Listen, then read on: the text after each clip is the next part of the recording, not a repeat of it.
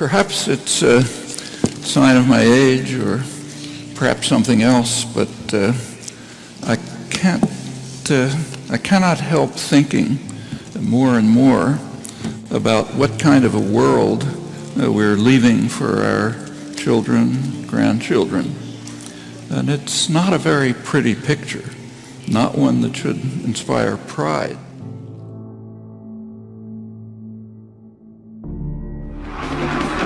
Friday Night Lights. Part of American tradition for as long as most of us can remember. It's a really big deal. It means a lot. But the American flag not welcome for students to wave inside this stadium last Friday night. In a video shared on Twitter, a police officer is asking Brandon Conrad to leave. The flag being a symbol of our country and everything being taken away from us, it kind of a double standard almost. An uproar in South Carolina after a high school bans the American flag from a football game. It happened over the weekend. Travelers Rest High School opposing rival Berea High, which has a large Hispanic population. The principal of Travelers defending the decision to ban the flag, saying, quote, "Any decision to not allow the American flag to be used in an improper, taunting, unsportsmanlike manner is first and foremost in the interest of promoting the safety and well-being of all in attendance at school events. Students who tried to enter the stadium with the American flag were turned away. Are we forcing the retreat of the American flag?" Very much so. We're forcing, well, think about all the retreats we're already having, whether it's capitalism, traditional values, faith, different retreats we've already had in public spheres. All of those things add up to what America has represented, what our founders gave us. And you start to abandon all of those, you start to abandon a lot of the symbols of America. You got a bracelet, I know, when you came in today.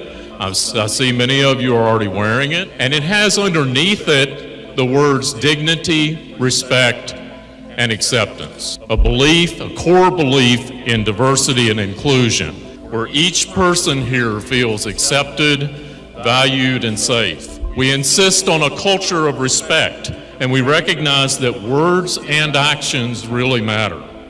The absence of words and actions also matter.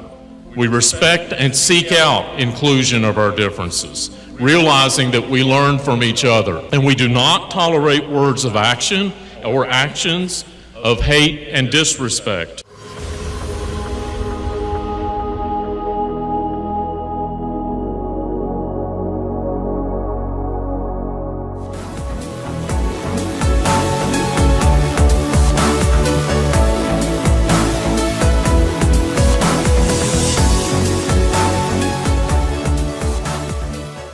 Preschoolers receiving support from the New South Wales Department of Education to change gender. The 4-year-old is hoping for a sex swab before the first day of kindergarten. Yeah, there's been a wave of young students apparently who are seeking to transition. Saying that Chicago needs to move out of the 19th century, a transgender Chicago woman is suing the city over its ban on female nudity in bars. The federal lawsuit says it's unfair that men can perform in bars bare-chested, but not women. And even now, riding the subway, ignoring the sneering glances at my lipstick and legs. 23-year-old B. Sullivan Knopf is a self-described queer transgender woman, poet, playwright, and performance artist.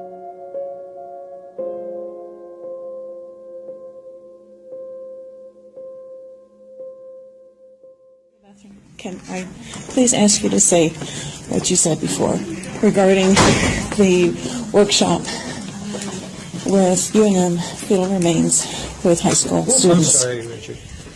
Yes, we had a faculty member who, in fact, obtained some tissue, and during one of these summer workshops, dissected. I think 1 or 2 fetal brains. Is that from Dr. Boyd's? Oh, I'm not sure exactly where.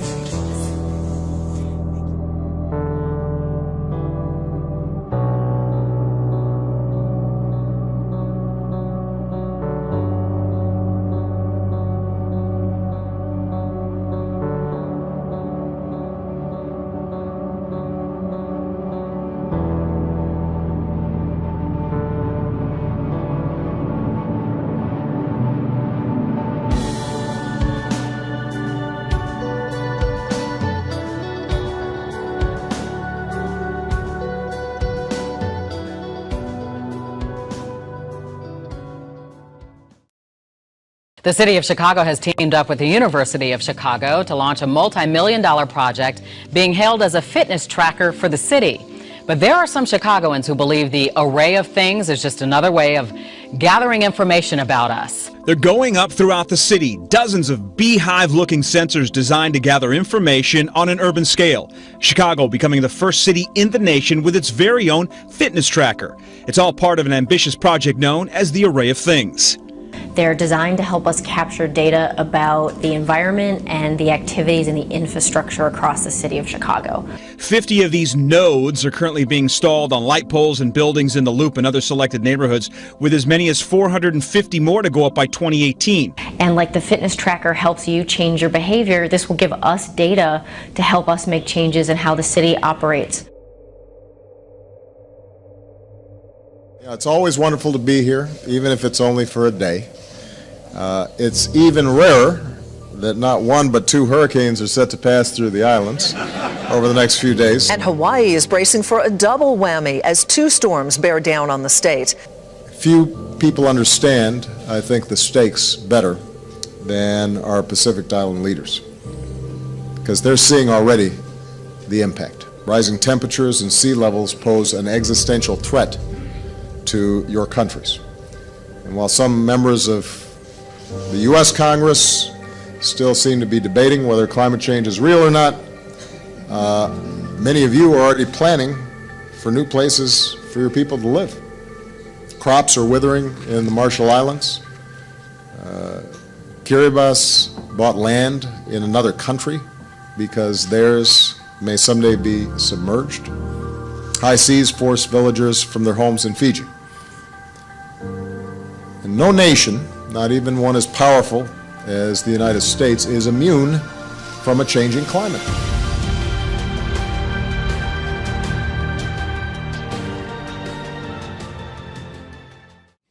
Where glaciers are melting at a pace unprecedented in modern times.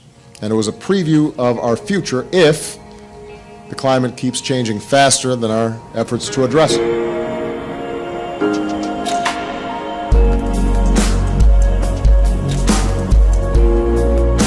Face the State. I'm Ariana Bennett. Thank you for staying with us. Well, according to NASA research, last year saw the warmest surface temperatures on Earth that we've seen since modern record keeping began in 1880. Now, 2015 is part of a trend of warming we've seen escalating over the last 35 years.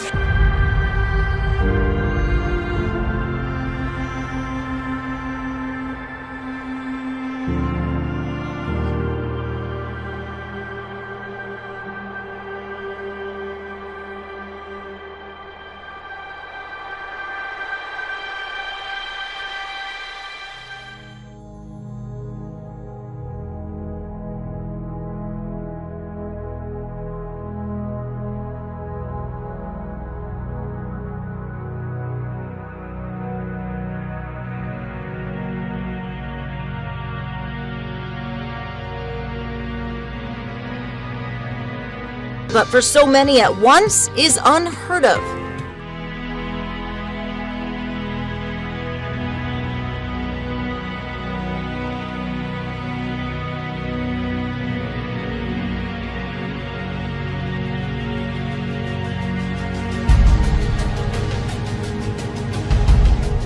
It's not something you see every day, so just kind of surreal to see it. Anderson's husband has been working with cows his entire life. She says he has never had anything like this happen. Not any of his, and especially not to this magnitude.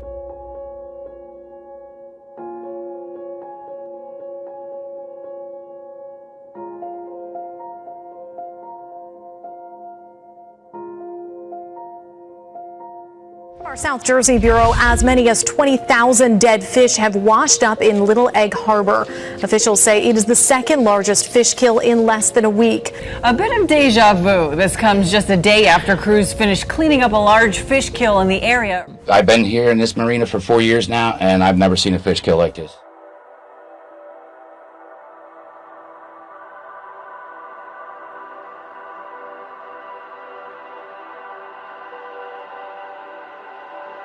This is no joke, even though it sounds like a knock-knock joke. You might smell something fishy if you are near Lake Murray because dead fish are floating to the top. If you were on Casco Bay today or anywhere along the southern Maine coast, you may have seen hundreds of dead fish in the water.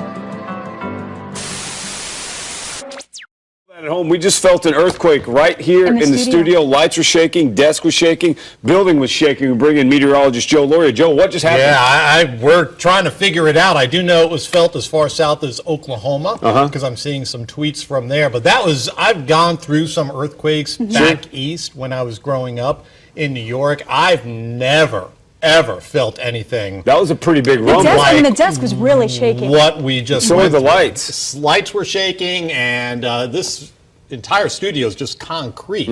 And that was a pretty good rock and roll for us. Yeah, Great Plains were shaken awake this morning by the strongest earthquake in the region in years. This comes as the state of Oklahoma has seen a huge jump in earthquakes in recent years. The quake was felt for hundreds of miles around in 6 neighboring states. Pawnee's mayor says the quake lasted at least a minute, much longer than most tremors that hit the earthquake-prone state. I said, is this the end? Is Jesus coming back? Order, therefore, and the maintenance of a stable and just global order require that this institution we call the United Nations continue and be strengthened into the future. And not least because the tensions which now exist, which threaten to undermine the order in geopolitics and beyond, are frankly too clearly there for us all to ignore. The effective implementation and measurement of existing major UN global initiatives and decisions, most particularly Agenda 2030. August in Milwaukee, making the history books. The city had 24 homicides last month, the highest total since July of 1991. Startling new crime stats for Chicago reveal we already have the same number of murders this year as all of last year.